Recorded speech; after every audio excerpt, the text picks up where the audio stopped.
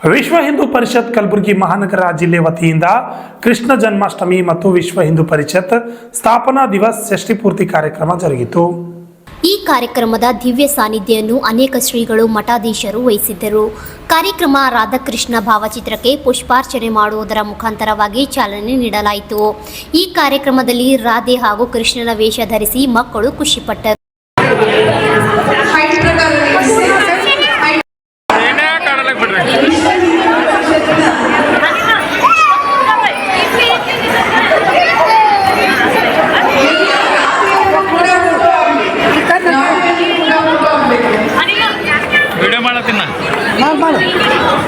ಈಗೇನು ಫೋಟೋ ತೋತೆ ಎಂತೋತೆ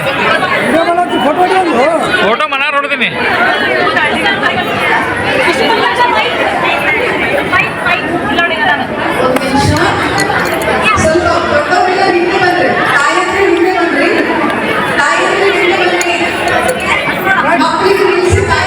ಈ ಕಾರ್ಯಕ್ರಮದಲ್ಲಿ ಶ್ರೀ ಸಿದ್ಧಲಿಂಗ ಆದೋಲಾ ಸ್ವಾಮೀಜಿಯವರು ಮಾತನಾಡಿ, ಆದರೆ ವೇದಿಕೆಗೆ ಬಂದಂತ ಎಲ್ಲ ಮಠಾಧೀಶರಿಗೆ ಈ ವಿಶ್ವ ಹಿಂದೂ ಪರಿಷತ್ ಈ ಪುಸ್ತಕ ಕೊಟ್ಟದ್ದು ಬಹಳ ಅದ್ಭುತವಾದಂತಹ ಒಳ್ಳೆ ಕೆಲಸವನ್ನು ಅವರು ಮಾಡಿದ್ದಾರೆ.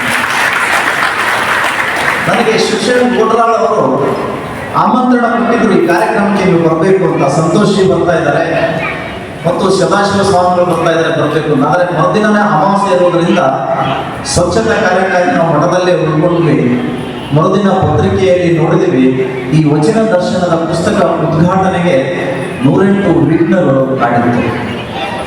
ಇಲ್ಲಿಯ ಒಂದು ಟೀಮ್ ಈ ಕಾರ್ಯಕ್ರಮಕ್ಕೆ ಬಹಿಷ್ಕಾರ ಹಾಕಬೇಕು ಮತ್ತು ಇದನ್ನ ಉದ್ಘಾಟನೆ ಮಾಡಲಿಕ್ಕೆ ಬಂದಂತ ಸಂತೋಷಿಯವರ ಮೇಲೆ ಕಪ್ಪು ಮಸಿಯನ್ನ ಎರಚಬೇಕು ಅಂತ ದುರುದ್ದೇಶ ಇಟ್ಕೊಂಡು ಮಹಿಳಾ ಗುಂಪು ಮತ್ತು ಕೆಲ ಯುವಕರ ಗುಂಪಲ್ಲಿ ಸೇರ್ಕೊಂಡಿತ್ತು.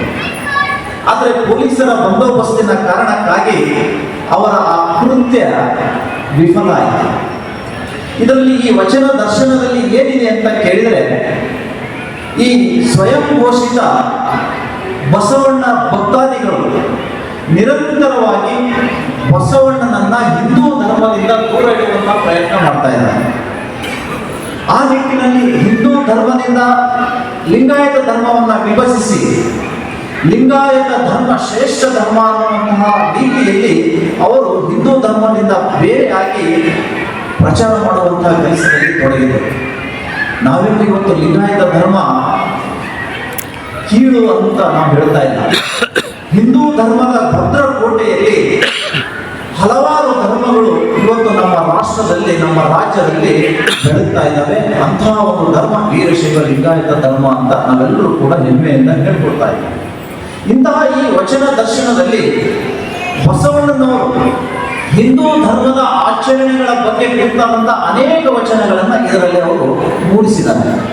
ಆ ನಿಟ್ಟಿನಲ್ಲಿ ಬಸವಣ್ಣನವರು ಹಿಂದೂ ಧರ್ಮದಿಂದ ಪ್ರತ್ಯೇಕ ಅಲ್ಲ ಅನ್ನುವಂತಹ ಸಂದೇಶವನ್ನು ಇಡೀ ರಾಜ್ಯಕ್ಕೆ ನಮ್ಮ ಸದಾಶಿವಾನಂದ ಮಹಾಸ್ವಾಮಿಗಳು ಗದಗವರು ಕೊಟ್ಟಿದ್ದಾರಲ್ಲ, ಅವರಿಗೆ ಅನಂತ ಕೃತಜ್ಞತೆಗಳನ್ನು ಈ ವೇದಿಕೆ ಮುಖಾಂತರ ಸಲ್ಲಿಸಿದ್ದಾರೆ.